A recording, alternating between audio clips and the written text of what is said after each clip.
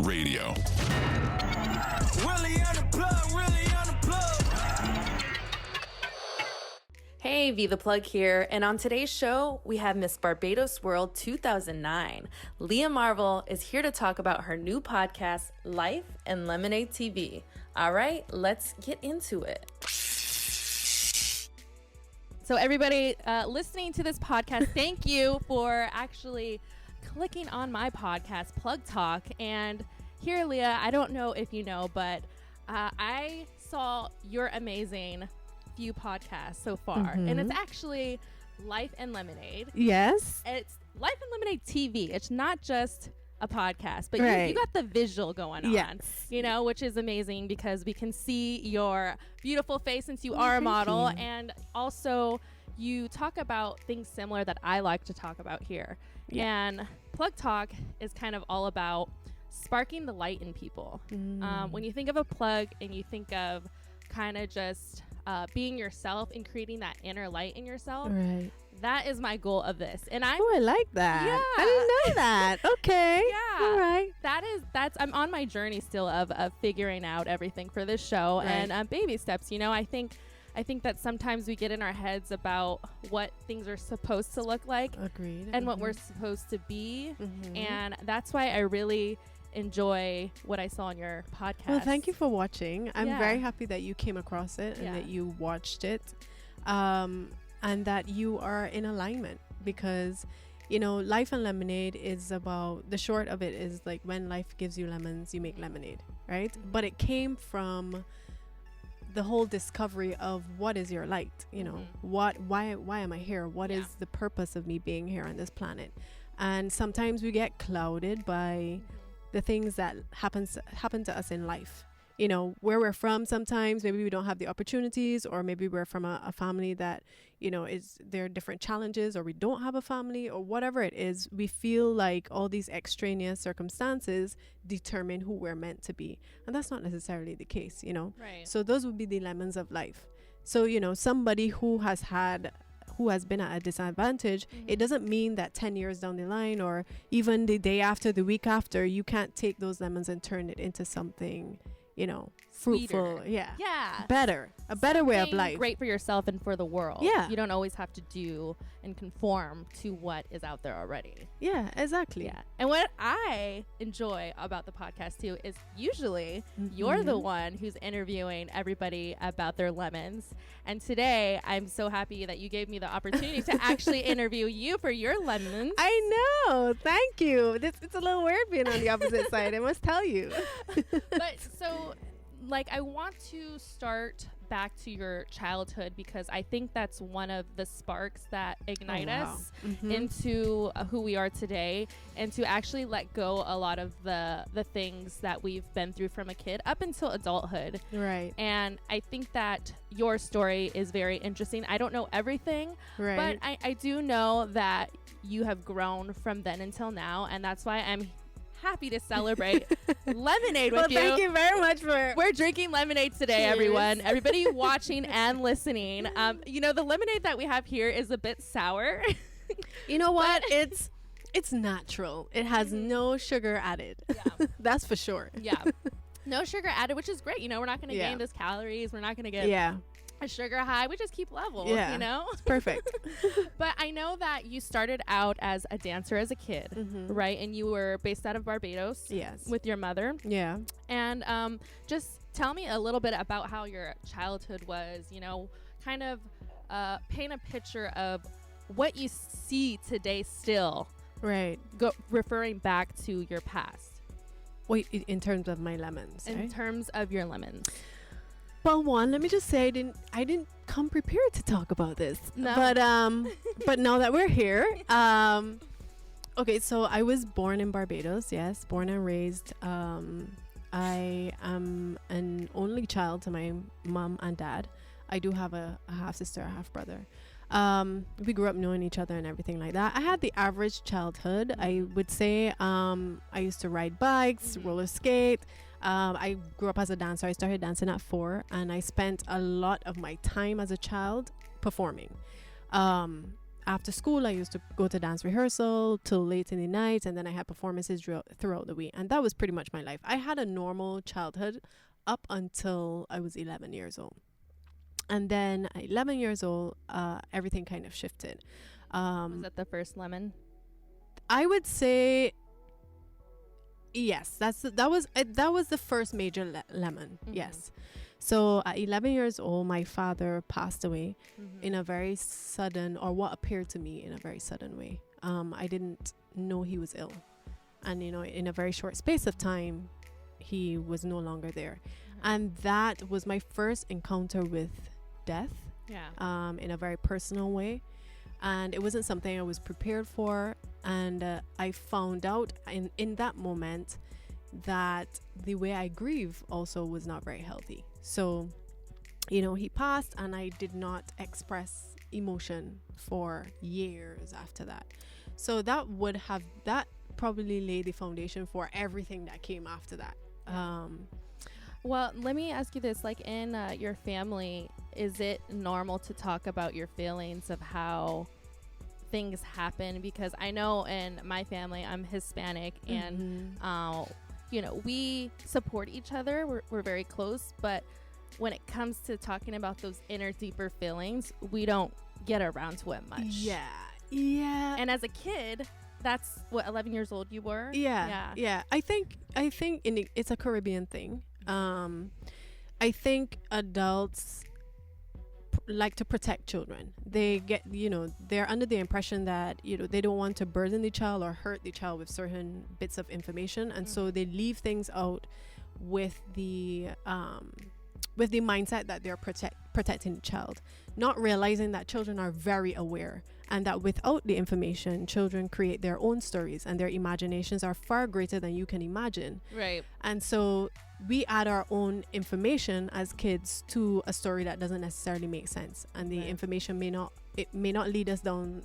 the most positive road, and then we form opinions about things and feelings about things that then become cemented in who we are, and we grow up as adults with these hang-ups and stuff, and then we have to go back and work through all of that. No, I 100% agree on that, and I'm just gonna put it out there, but this is like a touchy subject for parents and kids to talk about. But when you're talking about sex, and you're talking about your body, like I was never talked about that. And so with that conversation, they kind of let the Catholic school kind of determine that area of the knowledge I should know. So in the sense of forming on, like you just said, about a vision of your feelings and what you think it is, it's kind of hard to grow into that without that real advice. That is kind of hard to talk about. Certainly. And it's so important to talk to children like people, not as children. They are very, very aware. Sometimes children can read emotions far greater than an adult can in a situation. That's why they say if a child doesn't like someone in the room, you tend to pay attention to that, because children pick up on things. There's an innocence, there's an understanding, there's an openness. So I would say, as Caribbean people, we like to, we know it's happening. We assume that you also know it's happening, so we don't really need to talk about it. But then we learn, and then we create our own journey, which you moved on from being a dancer to going to school, or how did you end up in the modeling category of being in pageants? And that came way down. My dance program started in school, in my primary school, and then I continued through secondary school. That's what we call, or high school.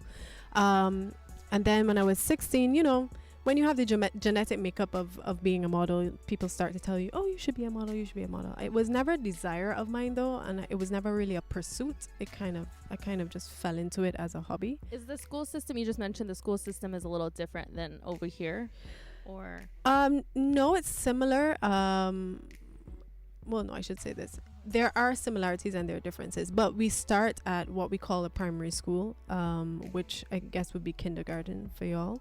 And we go this is in Barbados, by the way. I don't know if we established that, but we go from 4 to 11 years old in primary school, and then we start secondary school, which would be high school, at 11 years old, and we finish at 11 years old? Yeah. Oh, that's weird. Yeah. Okay. Yeah. Different. Different. Yeah. Yeah. Yeah, it's very It's different. Okay, so it's very different. Yeah, so we start at 11, and then we do well, at 11 at primary school we take something called common entrance, and then we go into secondary school, and we do that up until I think 16 when we do CXCs, and then we decide from there, do we do A levels, which is now Cape, or university, or college, or yeah. Wow. So it's different. It's different system. Yeah. Okay. But it's different. do you feel like it kind of matured you a little bit more? Because when I think of high school and being 11, that's different. What do you mean? If it is being 11 years old and it being high school, like the dynamic of it, usually that's the growing period. When you go to high school here, it's more of like, okay, you're getting ready to go to college. I wouldn't say no, it matured you. I mean, we all start at 11, so and I guess they teach us as 11-year-olds, and then we, we ascend and we grow. So I wouldn't say it made us necessarily grow up faster. No. Okay, and then from there, graduating, right, would be you're going into school to be a lawyer, or so what happened is that I went all the way up through secondary school to the top tier. I did something called Cape. So I didn't opt to go to college or like undergrad. I think that's what you call it. Yeah. But so I went all the way through Cape, and then after that, when I was 18, I went to university, and I did and that's when I did law. So I did a bachelor's in law at 18. And then I took some time off. I started modeling. She's like, yes, we have Gabby in the room. She's controlling our camera here. Yes. She's amazing. And we got also Nemo in the building. He's making sure our sound is on point. Yes. But she's like, yes, you graduated at 18. Amazing. So that's cool. I actually just say it without even thinking. But yes. So I started law school at 18. I also started modeling at 16, so they kind of overlapped. And then I finished that. So I got my bachelor's in law, and then I took time off and I traveled as a model. So I was living in South Africa. I moved to Jamaica. I was traveling all around New York, etc.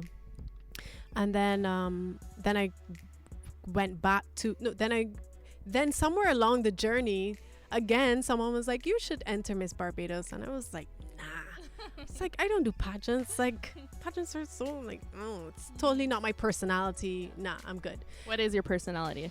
What would you describe it as? At that time, I would say, I was very, I mean, I was still very much finding myself, but I would not have called myself an extrovert by any means. As much as I was a dancer and a performer, and I still wouldn't call myself an extrovert. I was very much to myself in my head.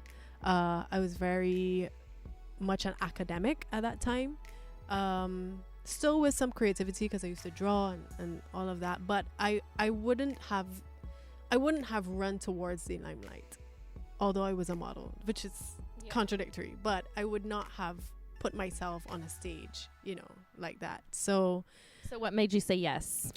I kind of have this thing where I push myself to do things that scare me. So it's we share that in common. Yeah. I've done a lot of things where I'm like, wow, I'm not good at this at all, but I kind of want to be better at it, and I kind of want to challenge myself and overcome, right? Right, because I'm like, what am I doing here? Yeah, and I don't necessarily like to defeat myself by cowering. So I guess after enough persuasion as well, I was like, you know what, I'll try. And then I did it, and the rest was history, really. Yeah. So in experiencing at 18, right? Or how old were you during the pageant? When I entered the pageant, we're getting into my age here now. Okay. A full timeline. All right.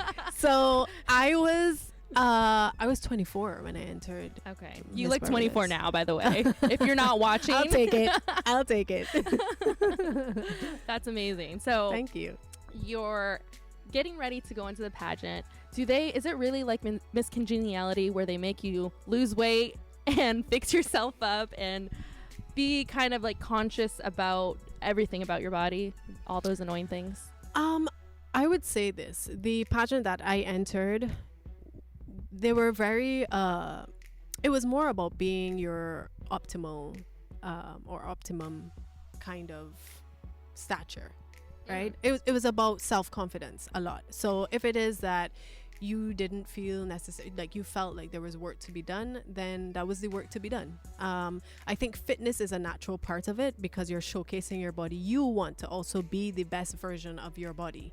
And so I think that that's where fitness came in. And this is in my pageant. I'm not speaking for all other pageants, but so yes, very physical appearance was a part of it. But there was no mandate to be like, hey, you need to shave it down there. Like it was not like that. No thigh hair. No, I'm just kidding.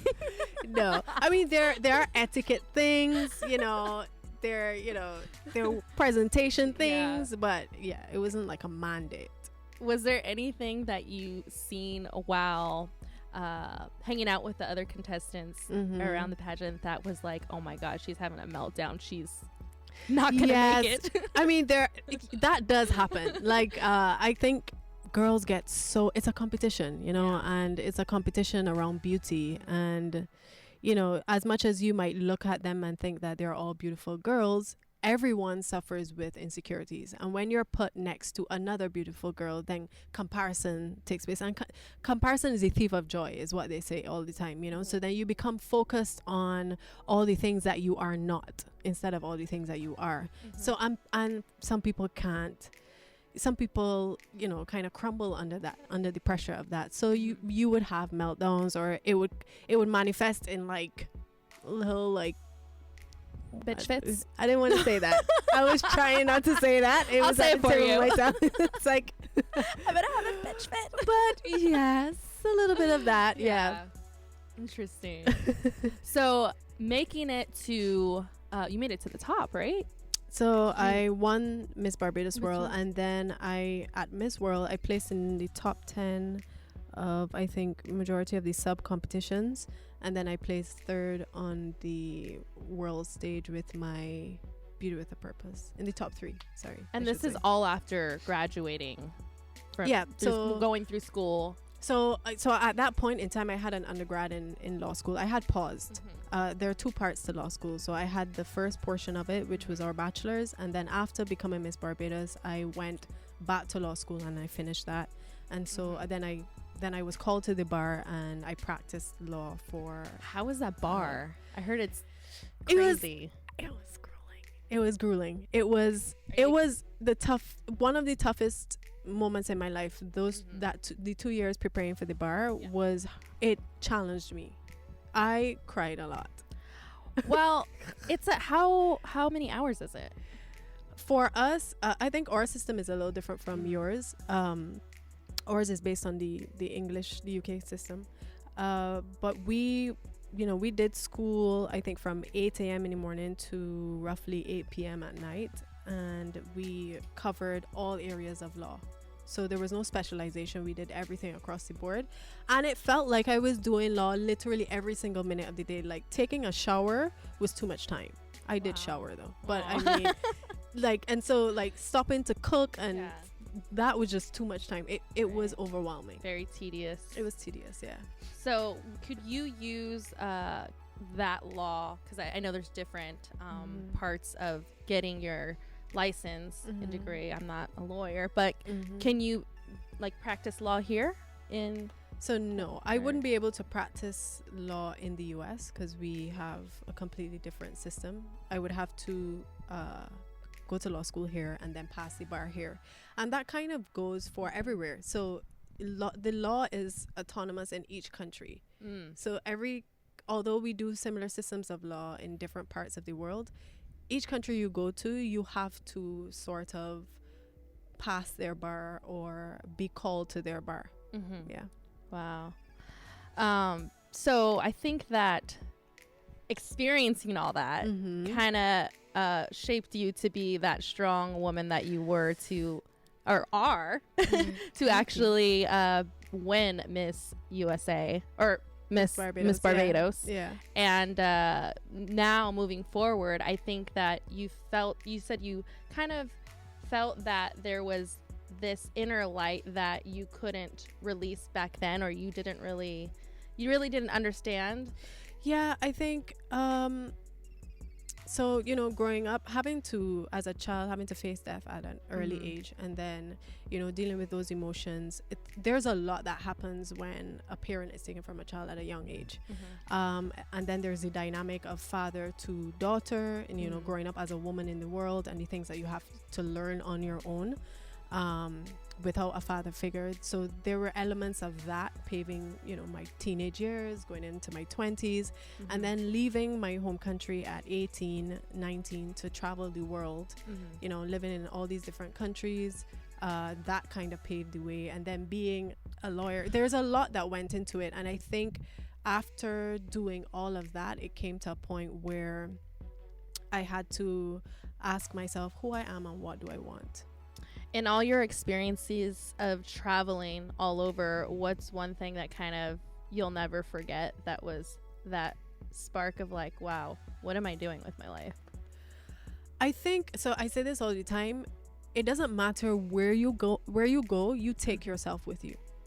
So it doesn't matter if you are living in, like, you feel like you need something, like life isn't happening for you right now, and you feel like you need to move to a new country. You will move to a new country and you will take your damn self with you, and you will get to that new country with all the bright lights and everything and still be your same sour self. You're still gonna have the baggage that you felt somewhere else. Exactly. Yeah. So I think that was the one thing that I learned, is that how I felt about myself was consistent no matter where I went.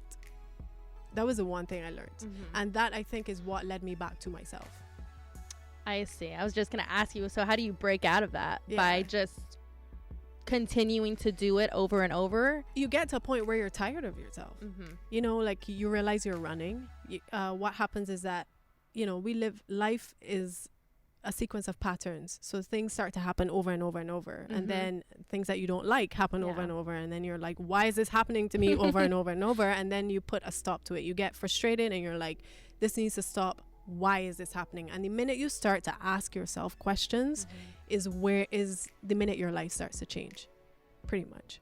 Yeah, 100%. Yeah. I felt the same way. I mean, I've lived in California, but moving from city to like small town, it's the same thing. Yeah. But I will also say this: as much as you remain yourself to your core, and what you think about yourself doesn't really change, a new environment will challenge you tremendously. Being somewhere completely new will force you to look at yourself. It is very uncomfortable. It gets lonely. You have to step out of your comfort zone to meet people, to do, whatever. So going from small to big and big to small has its own, it comes with its own set of things. So you move enough places and you go through enough pressures, and then you're just like, this is exhausting. Yeah. I was going to ask you, does it matter about the people that you hang out with, or that you surround yourself with? Oh, 100%. 100%. And just let me say this, I had an amazing time traveling. Like, I also learned a lot about different cultures and people, etc. But I do think, to your point, it's really important to curate a strong set of friends. It's 100% what will shape your life and your values. So this was one of my questions that I thought about, because I do believe in the meaning of life is about who you surround yourself with and the people in your life. Because if I have a ton of money, if I'm around celebrities or entertainment and I'm living the baller life, right, but I don't have the people around me that actually care about me and know about me and have the best interest in me, then why the heck am I living my life? Right. So I have this one friend who I've known since preschool, you know, long relationship. I just visited her in San Jose, and she's now married, has a baby. And it's just crazy to see our transformations from when we were kids talking on our play phones Right. to up until now. So who is the one friend that you have created the longest relationship with and you are still in contact with about today? Okay, so I'm really blessed to have a group of that. I have about 6 friends that Oh have been my gosh. yeah, 6 girls That's that amazing. have been my friends since Mm-hmm. from all the way back to like 4 years old. Mm-hmm. Yeah, and I'm very of them. 6 of 'em. Yeah, Yeah. yeah, Jeez. yes.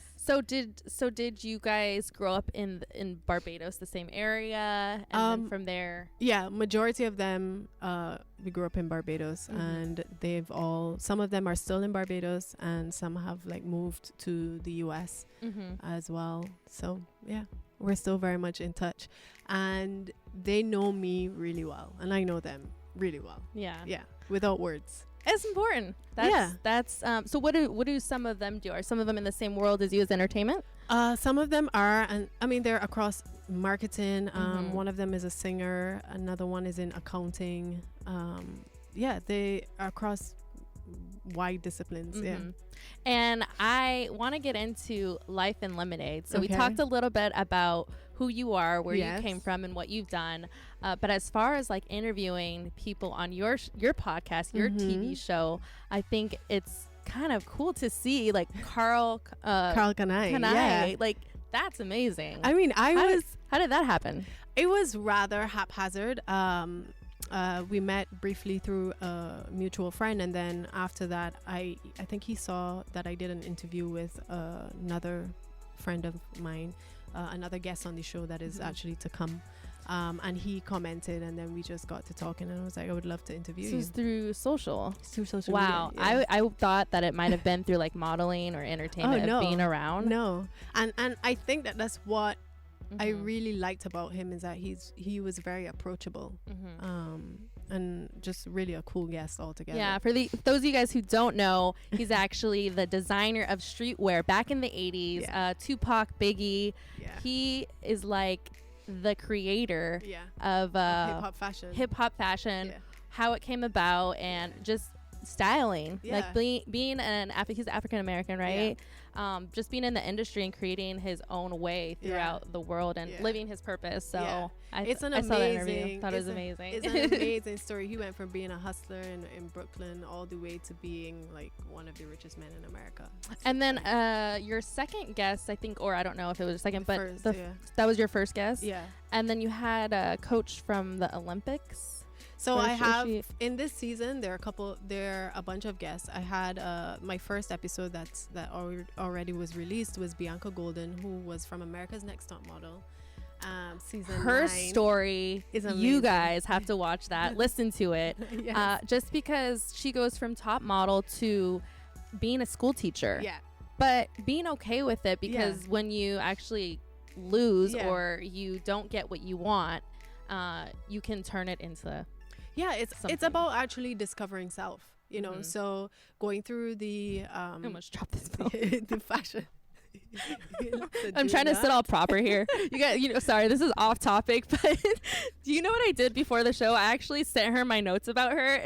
Oh yeah, I was like, I guess this is not for me. It's like, No. but I didn't read it, so yeah, so I'm sitting here trying to open up the phone of the notes. Well, let me And- tell you, number 3 question is, I'm joking. I don't even know what it is.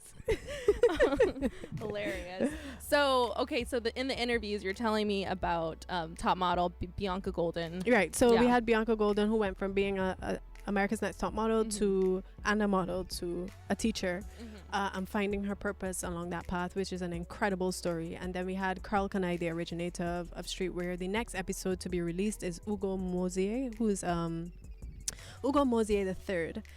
He's a celebrity stylist here in Los Angeles, originally from Nigeria. Yeah. And he's done amazing things. But he's also the voice of sustainable African fashion and pretty much keeping the African aesthetic on the minds of people and in the culture. So he's doing great work out here in the US. So he's our next guest, and he has an incredible story as to why his family left Nigeria as well. So I'm excited for everybody to see that. And then we interview a gymnast who was going for gold at the Olympics, and after her 9th concussion had to bow out of the sport altogether. And then she had kind of like a little identity crisis, which revealed some traumatic stuff from her childhood, which we get into in the episode. And now she is a gymnastics coach and a model here in LA, but she pairs mental health and wellness with the actual sport, which I think is phenomenal. Going from gymnastics is a pressured sport, it's all about performance, but she pairs that with your center, your love, your spirituality. What are you about? And I think ultimately that makes better athletes. And then I think our final major episode, which it's not the final, but it's one of the major episodes, we interview a guy who's in prison for 10 years. Wow. Yeah. And that episode actually is what pushed me to start this series, because his story was so phenomenal. I met him 3 years ago randomly on a boat in Trinidad and Tobago, and he had this tattoo on his hand, and I was like, what are those numbers? And I'm there trying to guess if it's his birth date or somebody's birthday or something.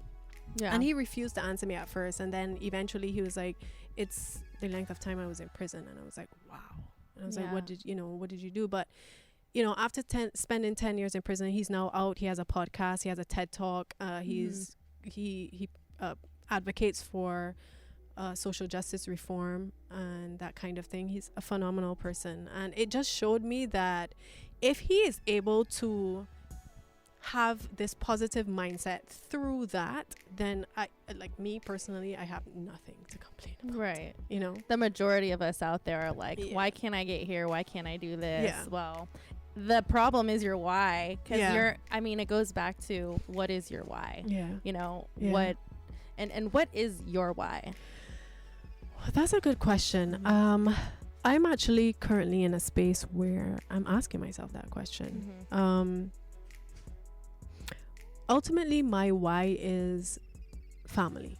I think that because I lost a sense of family so early on in my life, it is my life goal to create a very strong family unit, and that involves just being the best version of who I am, and living my life as a good person. I'm not trying to be holy here, but you know what I mean, like just be fully aware of who I am and what I'm about, and just not carry on the generational, can I say shit? Shit. You can say whatever you want. They want to carry on the generational shit, you know.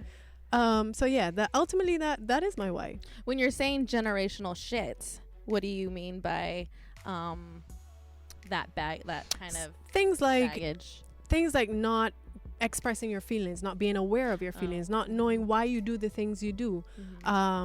Just going out to drink or distractions, just get away from your going problems. with the flow.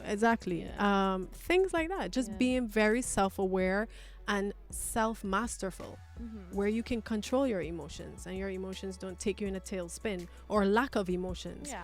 It could be, it's fine to go out and drink or smoke or do what you want to do, but in moderation and balance. Yeah, and also do it for good reasons. Yeah. Like if you know that you're doing it because you're trying to escape or avoid something, then you probably shouldn't do it.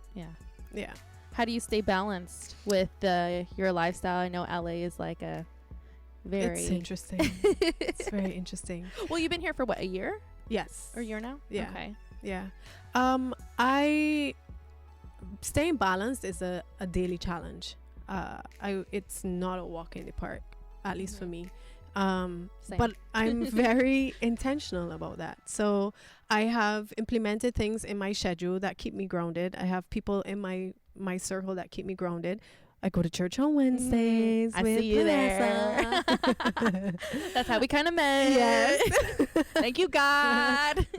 Hallelujah. Shout out, God. Shout out the man man in the building. But yeah, things like that. I meditate. just wholesome good things to be in control of the mind and the body, etc., and the spirit. So I have some Leah quotes here. Okay. So I went through your Instagram and I stalked you. And I was like, dang, this girl is huge. She has how many followers? No, it's not about, my God, it's not about followers, though, right? Guys, I don't even know. Like, so I'm gonna read one or two, and we're gonna talk about it. Okay. And I want to see if you remember what quote. I hope I do. This picture is from. I'm sure I don't. Okay, ready for this? Sure. Every next life will demand a different version of you. Oh yeah, I definitely don't remember the photo. The picture? No, okay, that's okay. 100%. But do you remember? Of course, I say that all the time. Okay. Yeah. Because obviously, based off of what you just heard, yes, you've been through different things. Because I feel like I'm always being demanded of something.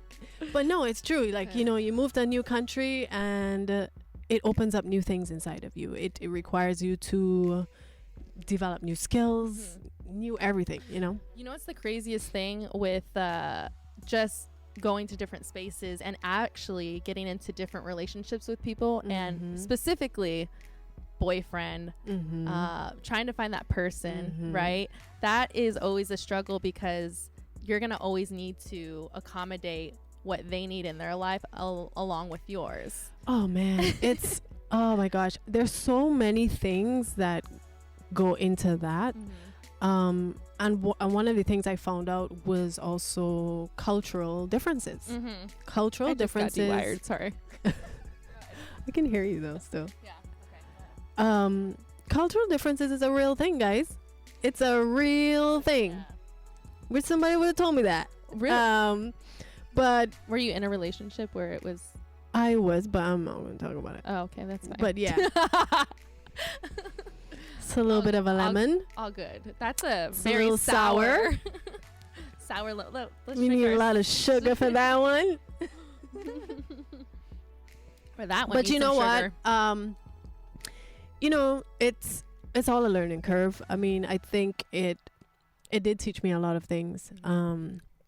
It was significant, and so with significance comes lessons. But I think cultural differences are huge. I think way of life is huge. I think understanding is huge. Moving to a country and being with someone who has been in the country for, from there or has been there for a very long time, you're moving into their life as well and navigating that, and then moving, meeting you and you're new and navigating that. It's interesting. Have you heard about the triangle? No. Okay, the triangle? The triangle relationship. Have you guys heard of that? Yeah, it's called a love triangle. I mean, well, you mean like three people? Yeah. Okay. I mean, yes, I've heard of it. Okay, do you know who the three people are? No, I don't know what you're asking me. All right. Let me explain. Please do. So there's yourself, right? Uh-huh. There is that other person, question mark right now, because you're finding that person. And then you go straight to the top. Oh, 100%. And it's God. Yeah. So 100%. if you're balanced and aligned with that point, that's the person you're supposed to be with. So yes. I think, yes. See, it sounded kind of bad at first, but it's actually good. Yes. I was like, three people in this relationship? I don't know what we're talking about. Threesome. Yes, I do believe that. I actually think before we add the third person, I think that the most important relationship, and this is just me, is between you and God. I think that once you have a higher faith, you become accountable to something that's more than your ego, and you realize that you kind of take the light off of yourself, and you start to look outward, and you employ things like empathy and consideration, because it's not just about me, because that's not what God is about. Right. And so if you align your way of being and your way of life with the Word of God, then it's a much easier life to navigate. And then when you add a partner to that who does the same thing, it just makes solving problems a lot easier. It makes life living easier. Yes, it does. Okay, ready for the next one? The next I quote? don't know. Let's Actually, this was something you said out loud in a speech. go. I did. And let's see if you can remember. Okay. By the way, great job on that speech. I was like, dang, this Oh. boss woman. All right, ready for this? Okay. Touchdown, party, takeoff. Okay. Where is this from? That was an old life, guys. I did some research on you. She like went real far back. Touchdown, party, take off. God, There was were you wild child or what? It's been a long life, guys. We've gone through everything. No, that was a point in my life where I was actually throwing parties in different countries. Hey, And we like parties. Yes. And so we used to we would go to, this was in the Caribbean, we would go to a country for a weekend. So that was, the touchdown would be on Friday, and then Saturday would be like Juve parties and stuff like that. Sunday would be parties, and then Monday take off and go back to work like nothing happened. Very nice. It was awesome. Yeah. Yeah. So it was like a little business Yeah. with you and your friends. Business. Yeah. So does the Caribbean, I mean, I haven't visited. Mhm. I would love to go. The one person that I like is Rihanna from Barbados. Have you met her, by the way? I have met her Yeah. a couple of times. Is she cool? Is she chill? Is she okay? She's cool. I mean, she's very Bajan. We know what that means. What does that mean? She's just her, Yeah. whatever, wherever she's at is where she's at. There's no, I would say, is what you see is what you get. Gotcha. Like there's no facade. Mm-hmm. And you just you you have to would say respect she's that. pretty real Yeah. about who she is and Yeah. how she presents And what herself. she's about. Yeah. Yeah. That makes sense. No, but I thought that speech was really cool. Thank I you. mean, it was like, what, 20 minutes? It was. So I did this. I spoke to the heads of tourism for all the governments in the Caribbean, in Curacao. That's what that speech was. Boss move. I was pretty much giving a speech on millennial tourism Yeah. and how we like to travel and enjoy How it ourselves. creates business yeah. and why they should pick this business to get Yeah, into, yeah. right? Yeah. Yeah. Amazing. Thank you. So that's no more in the books for you. Not for me. It's still in existence. Mhm. But I'm not a part of it anymore. Mm-hmm. I think my then business partner is still doing it. Nice. Well, Mhm. shout out to the Caribbean Whoop, for whoop. throwing those weekend parties Yes. or events. For being the vibes. Good Giving vibes. us the vibes, because I'm about to go out to the Caribbean, maybe for my birthday coming up. Yes, you maybe need to. you can hook You me up need with to. that. Yes, Yeah, of no, course. I don't travel a lot. I stay here and I work. Yeah. No, So. you need to. I also have a concierge now, so when you do come, I'll hook you up. Let's do it. So the next one, the Yes. last one. Your reality is a reflection of your strongest belief. That was yesterday, guys. Yeah. So you remember, what picture was I that? was like, oh shit. What picture was that? Go look at the gram. Oh wait, that was a selfie. I remember. Yeah. Got it. I took Yeah. that picture in oh shit, what do you call it? Delicious vinyl pizza. Ooh. Yeah. Fire. Yeah. It's so fire, right? You need to go. Very natural. Yes. Love it. All right. Well, I think that wraps up our quotes. Mm-hmm. I have the random questions. Okay. So don't get scared. All Don't right. run out the I'm- door. I'm gonna try to. Can I pass on things? Yeah, you could pass on things. Actually, I'm looking Oh my at God. them now, and I've kind of already asked you. We've already talked about most of the Uh-huh. things, so we're not going to do that. We're going to cut that out. Yeah. But yeah, I think that's it. I mean, I have some random questions. yeah. Oh shoot, Yeah. she's twisting Yeah. the tables. So, all right.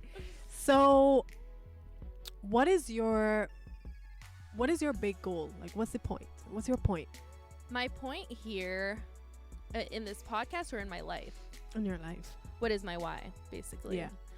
My why is to be my most authentic self, and to be in alignment with what I feel, regardless of what other people think. I feel like it's a really big struggle for us, you know, especially millennials, with everything we've been given to use as far as business goes, as far as people and the way they think. I think it's important for me to kind of shine this light onto people to remember that it's okay to do that.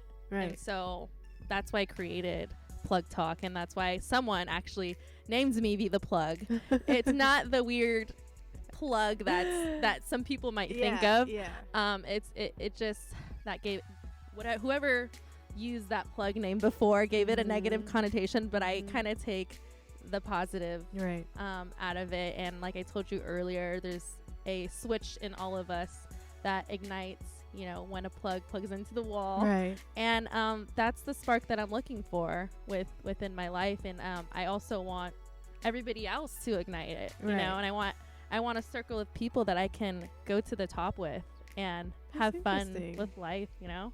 That's interesting. It's so interesting that the things that we search for end up being the things that we put out to the world. You know, like you're searching for your light, which led to this show. I'm searching for truth and understanding, which led to my show. It's like pretty interesting. Yeah. And you know what, off this note, I was going to ask you, with mentorship and people that you've brought into your life, I know that it gets lonely, like you said earlier, and I felt that way too. So I've recently this year have been into contact with great mentors who I'm happy to be aligned with. So is there any mentors that you are in contact with now still that are helping you? Oh yeah. And I have mentors for different things, like people across different, you know, disciplines, whether it be work, personal, etc. I also have a therapist, which, you know, a lot of people don't like to talk about, which myself at first I was like, who needs a therapist? Like, what are you talking about? But I have implemented those things in life, and it makes a huge difference. I actually interviewed a therapist on the show. Oh, that's so cool. Her name's Zelot. She's great. That was the last episode I put out. But therapy is important. Yeah, because you don't know what you don't know, and you don't always know what you feel, because we're so emotion driven. We don't stop to try to understand what's going on beneath those emotions. And most of the time, what we are reacting to is like from things that have built up from like years ago. Right. So, yeah. Well, guys, is that all the questions you have for me? I mean, I was going to ask you, but you were about to wrap up. No, I mean, we could be here. Nemo, they want to hear your questions for me. Okay, so let me see. What would you say is your alter ego? Ooh, that's a great question. Okay.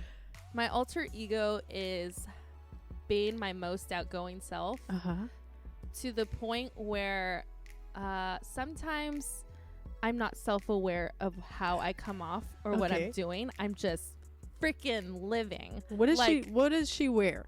What does your alter ego wear? My alter ego wears, honestly, she wears just like jeans and kind of heels, cause I'm very like basic with I love just basic clothes, just jeans, t-shirt, but I like a little spin on it, so a little sexiness to it. So it's like I'm not trying to show off my body and reveal, but I just like to be comfortable. I like to you like your sexy femininity to and I love to live through. You know, and that's what comes out. And on one side, you know, and I love to go out dancing, because I was a dancer myself. Wonderful. Just 5 years old. I was gonna say fifth grade. Fifth grade is when I started basketball. But I've done sports, and I've done, you know, different entertainment things to where performance is like what I love doing. Right. Okay. But I find that through, you know, doing podcasts, doing I just love communicating and being with people. So awesome. I would say that. Okay. Yeah. And I have one last question for you. It hasn't come to my mind as yet, but it's coming right now. Right now, as I drink my lemonade. My last question to you is, what would you tell your younger self right now? I would tell my younger self to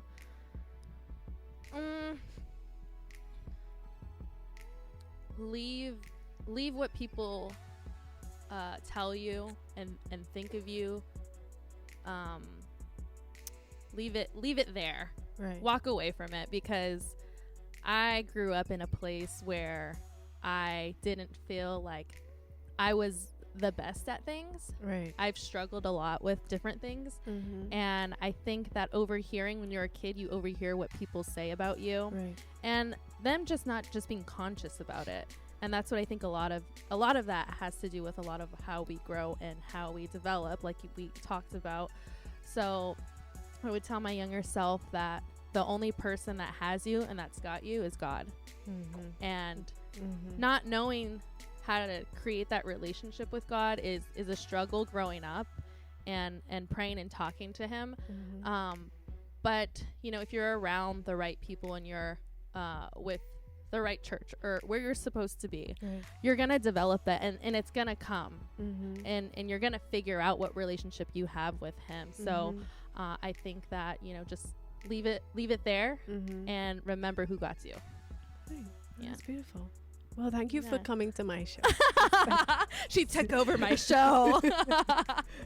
No, seriously, I really enjoyed talking to you, and Me too. Thank we you. never got to talk outside of church, No, or we didn't. of outside Like of extensively, no. right. So I appreciate you coming out. Yeah. You guys, she's a beauty queen. She has Life and Lemonade TV show. She has Yes. all these great episodes coming out. Yes, you have And- to check out my Instagram. Yes. My Instagram Where is can we Leah find- Marville, LeahMarville. They're going to put it somewhere here. I right, don't know. right here, Right here. all Um, over here. Leah Marville, and Alright. then just search for Life and Lemonade on YouTube and subscribe. Subscribe, y'all. Yep. And we'll see you on the next episode. We've had some really good ones so far. Yeah. You're my next major star. Woo, woo. Be well, people. Peace out. Shout out to Nemo and Gabby for running production, and we're growing. Yeah. You guys are dope. I love it. Mwah. Bye. Bye.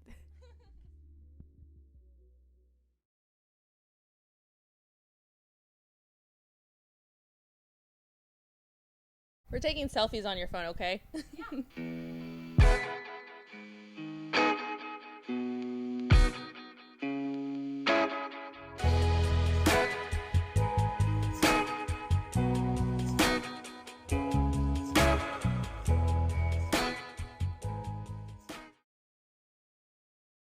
Of all people, you would know, because you're a model.